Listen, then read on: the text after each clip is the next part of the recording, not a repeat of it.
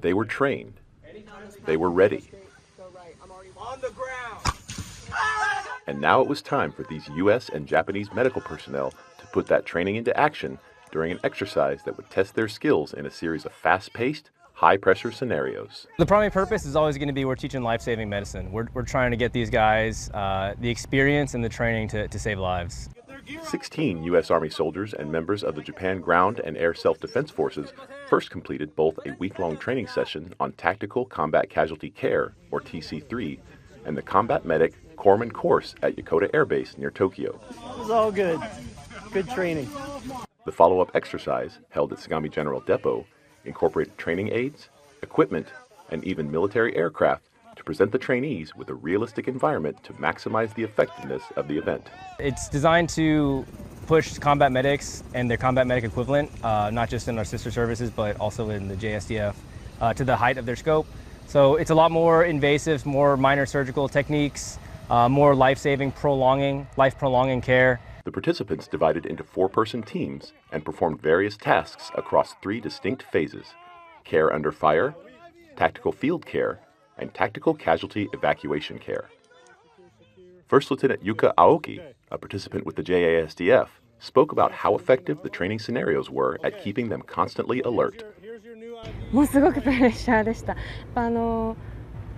銃声の音とか周りが騒がしかったりとかするっていう環境もそうですし、あとは実際に患者搬送している間にまた敵が現れて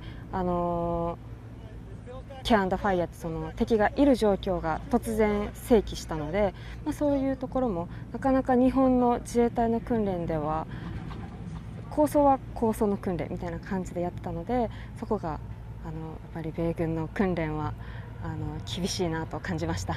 Although each team consisted of a mix of U.S. and Japanese personnel, they collaborated effectively to complete the assigned tasks, overcoming language barriers and differences in medical practices. This week's training was pretty significant, I think, for our interoperability with the Japanese Ground Self-Defense Force. I got to learn a lot of how they conduct their 68 Whiskey side, and they got to learn how we do our stuff.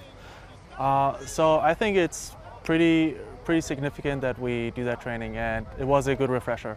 有事を想定していて、精神面であったり体力面、あらゆる方向からの高ストレス下による環境においての観察であったり処置っていうのがとても苦労したところであります。そのストレス感において、この環境において、常に状況を判断して行うことの難しさっていうのも肌で感じることができました。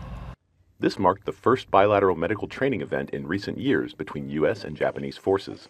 We've ever had a class that was this mix of individuals. We had Army, Air Force, JGSDF, JASDF. They're interested in the program, and I hope that they take what they learned and they go back and they want to do it again, and we were able to replicate this at an even larger scale. For U.S. Army Garrison Japan Public Affairs, this is Dustin Perry.